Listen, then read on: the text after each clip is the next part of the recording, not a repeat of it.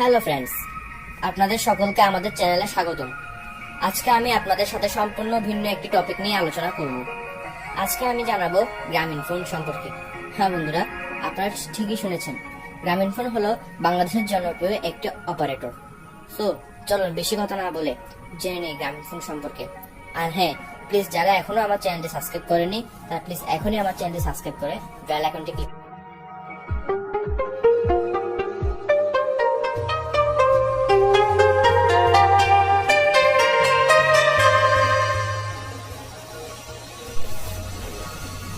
গ্রামীণ ফোনের স্লোগান হলো চলো বহুদূর। প্রদর্শনা সমূহ গ্রামীণ ফোনের সিম কার্ড। গ্রামীণ ফোনের সিম কার্ড সংযোগের ক্ষেত্রে গ্রামীণ ফোন দুই ধরনের মোবাইল সেবা দিয়ে থাকে: পোস্টপেড সংযোগ এবং প্রিপেড সংযোগ। প্রিপেড সংযোগের ক্ষেত্রে রয়েছে বন্ধু, ডিজুস, বিজনেস সলিউশন, প্রিপেড, পেপে 1 থেকে 5। গ্রামীণ ফোন দুইটি নাম্বারের সেবা প্রদান করে থাকে: +88017 এবং +88013, যেখানে +880 হলো ইন্টারন্যাশনাল কলিং কোড, আর 17 এবং 13 হলো সরকার বরাদ্দকৃত কোম্পানি এবং শেষ 8টি ডিজিট মোবাইল নাম্বার। এছাড়াও বর্তমানে চালু হয়েছে আরো কয়েকটি প্যাকেজ, যেমন বন্ধু, নিশ্চিন্ত এবং ডিজুস। পোস্টপেড সংযোগের মধ্যে রয়েছে my plan, explore legend, business solution postpaid. এছাড়াও Grameen phone SMS, voice SMS, push ও পুল সার্ভিস, বিএমএস এবং data service, welcome tune, ring back tone, miss call alert, call block প্রভৃতি সেবা প্রদান করে থাকে। সম্প্রতি এটি তার গ্রাহকদের জন্য 4G বা চতুর্থ প্রজন্মের ইন্টারনেট তারবিহীন ব্রডব্যান্ড সেবা চালু করেছে। গ্রামীণ ফোন বন্ধু প্যাকেজে একসময় ফ্রি মেসেঞ্জার ও হোয়াটসঅ্যাপ চালানোর সুবিধা ছিল। 2015 সালে বিশ্বকাপ ক্রিকেট উপলক্ষে গ্রামীণ ফোন ফ্রি টুইটার সুবিধা প্রদান করে। এছাড়াও 2015 মার্চে বাংলা উইকিপিডিয়া 10 বছর পূর্তি উপলক্ষে বিনামূল্যে ব্যবহারের সংযোগ করে দিয়েছিল অপারেটরটি। ইতিহাস সম্পাদনা। গ্রামীণ ফোনের ইতিহাস সম্পাদনা চলুন জেনে। গ্রামীণ ফোন 1996 সালে 28 নভেম্বর বাংলাদেশ ডাক ও টেলিযোগাযোগ মন্ত্রণালয় থেকে মোবাইল ফোন অপারেটর হিসেবে লাইসেন্স পায়। লাইসেন্স পাওয়ার পর গ্রামীণ ফোন 1997 সালে 26 মার্চ বাংলাদেশের স্বাধীনতা দিবসে তার কার্যক্রম শুরু করে।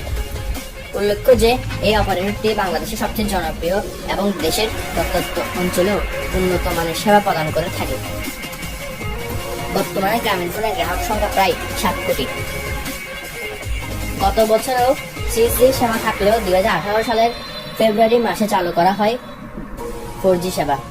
বর্তমানে বাংলাদেশের 64 জেলায় 4G নেটওয়ার্কের সেবা প্রদানের লক্ষ্যে কাজ করে যাচ্ছে গ্রামীণ ফোন। তাদের নিজের স্ট্রিমিং এবং বায়োস্কোপ, যা ভিডিও স্ট্রিমিং ইন্টারনেট টিভি হিসেবে জনপ্রিয়। গ্রামীণ ফোন বাংলাদেশের GMS ভিত্তিক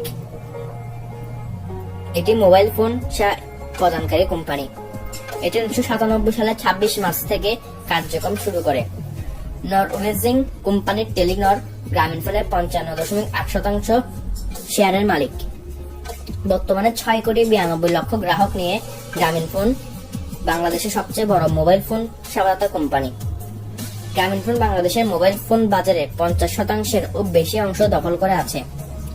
2017 সালে গ্রামীণ ফোনের মোটা আয় 12,883 কোটি টাকা, নেট আয় 27,423 কোটি টাকা।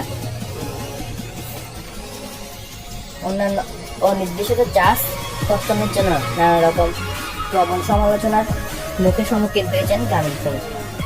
অপারেটর পরিবর্তন সেবা চালুর পর সবচেয়ে বেশি গ্রামীণ ফোনের গ্রাহক অপারেটর পরিবর্তন করেছেন। গ্রামীণ ফোনের ধরন হলো লিমিটেড।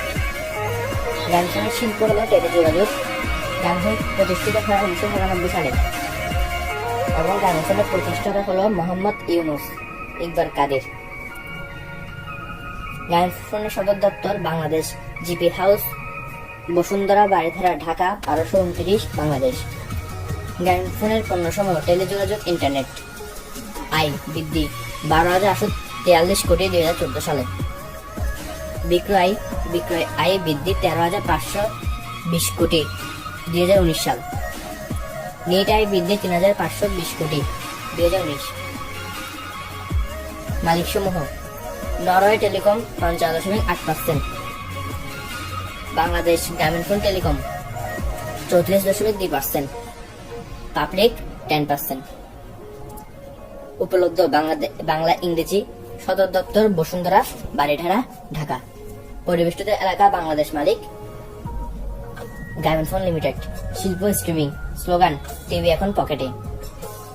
অ্যালেক্সা অবস্থান 19,481, গ্লোবাল জানুয়ারি 2018, 42 বাংলাদেশ জানুয়ারি 2018।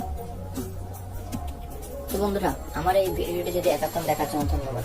আমার এই ভিডিওটি যদি আপনাদের সকলে ভালো লাগে থাকে তাহলে প্লিজ এখন একটা লাইক দিয়ে আমাদের চ্যানেলটিকে মোটিভেট করে দিন।